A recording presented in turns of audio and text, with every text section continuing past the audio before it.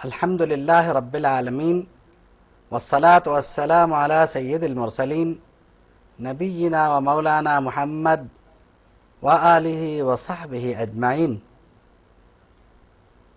قال رسول الله صلى الله عليه وسلم: كن في الدنيا كأنك غريب أو عابر سبيل.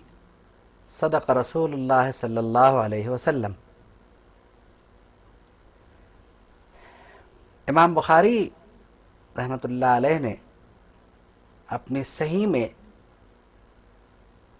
حضرت ابن عمر رضی اللہ عنہما سے ایک روایت نقل فرمائی کہ راوی کہتے ہیں کہ نبی کریم صلی اللہ تعالی علیہ وسلم نے مجھے کندھے سے پکڑا، اپنا دست مبارک میرے کندھے پہ رکھا اور فرمایا کہ دنیا میں ایسے رہو جیسے اجنبی رہتا ہو، یا یوں رہو جیسے مسافر. ابن عمر رضی اللہ تعالی عنہما فرماتے ہیں کہ جب صبح ہو جائے نا تو شام کا انتظار مت کرو، اور جب شام ہو جائے تو صبح کا انتظار مت کرو. اور یہ بات ان کی اسی حدیث سے ماخوذ ہے، یعنی اس حدیث سے انہوں نے یہ نتیجہ نکالا. ہو سکتا ہے آپ کے ذہن میں یہ بات آئے کہ ہم اس دنیا میں ہیں بھی، اور پھر اس دنیا سے ہم بے تعلق رہیں تو یہ کیا بات ہوئی؟ بات یہ کہ انسان کی ایک فطرت ہے، اور وہ یہ ہے کہ دنیا میں وہ اتنا منہمک ہے اور اتنا مصروف ہے کہ ہر شے کو وہ اس مصروفیت کے نام پر بھول جانا چاہتا ہے، اور وہ کہتا ہے میں بہت مصروف ہوں. ہر کام کے لیے اگر کسی سے ملاقات کرنی ہو، نہیں کیا کریں آج کل ٹائم ہی نہیں ملتا، بہت مصروف ہیں. چلیے، یعنی یہاں تک ہو گیا ہے کہ اب والدین سے بھی وہ فون پر ملاقات کرتا ہے کیونکہ وہ بہت مصروف ہے. ایک تو یہ کہ جوائنٹ فیملی سسٹم ٹوٹ گیا، چلیے وہ اپنی جگہ بات ہے، لیکن ہفتے میں 2-3 ملاقاتیں اگر اسے کرنی پڑ جائیں تو وہ کہتا نہیں میں بہت مصروف ہوں، اور فون آپ کو سلام کرنے کے لیے کیا تھا میں نے. یہ عجیب مصروفیت ہے کہ جس نے آپ کو ہر تعلق بھلا دیا، جس نے آپ کو یہ بھی بھلا دیا کہ جن سے آپ گفتگو کر رہے ہیں ان سے آپ کا رشتہ کیا ہے. بلکہ یہاں تک ہوا کہ اس نے آپ کو یہ بھی بھلا دیا کہ آپ کا اللہ سے کیا تعلق ہے. نماز نہیں پڑھتے، کیوں؟ بہت مصروف ہے، دکان کیسے بند کریں. چلو، اور نماز نہ پڑھنے کی وجہ کیا ہے؟ کیا کریں، آفس میں بہت مصروفیت ہیں، ان کی وجہ سے ٹائم نہیں ملتا. تو بھائی یہ جو 1 گھنٹہ آپ کو ملتا ہے اس میں کیا کرتے ہیں آپ؟ اس میں کیا کریں، وہ کھانا کھاتے ہیں، کھانا کھاتے ہی جو ہے وہ نیند کا غلبہ ہو جاتا ہے، تھوڑی دیر آنکھ لگ جاتی ہے. چلو، اب اگر یہ آنکھ بند ہو گئی تو کیا کرو گے؟ مطلب کہ لگ گئی اور کھلی نہیں تو پھر کیا کرو گے؟ ایک صاحب کا واقعہ مشہور ہے، انہوں نے اپنی اولاد کو نصیحت کی کہ تھوڑی دیر میں کسی ٹی وی چینل سے فلم چلنے والی مجھے اٹھا دینا. تو فلم تو چل گئی لیکن دیکھنے والا آج تک نہیں اٹھ سکا. وہ چل کے پتہ نہیں کتنی پرانی ہو گئی ہوگی، دیکھنے والا آج تک نہیں اٹھ سکا. اب یہ تو ایک اور بات ہے کہ ان کے اس خواہش کے نتیجے میں آگے کیا ہوگا یا نہیں ہوگا. اللہ تو بخشنے والا مہربان ہے، لیکن مسئلہ یہ ہے کہ اگر آپ سوتے ہوئے کلمہ شریف پڑھ کے سو جائیں تو کم سے کم آپ کا تعلق انتقال کے وقت تو اللہ سے جڑ جائے گا، اتنا تو ہوگا. پھر بات یہ ہے کہ ایک چیز ہوتی ہے ہرس. ہم اصل میں ہرس کی وجہ سے مصروف ہیں. آپ کو میں بتاؤں جس دفتر میں ہم مصروف ہیں، اگر ہم غور کریں تو اس دفتر کی سیٹ پہ ہم پائے ہی نہیں جاتے، ہم تو کسی اور جگہ پہ ہوتے ہیں،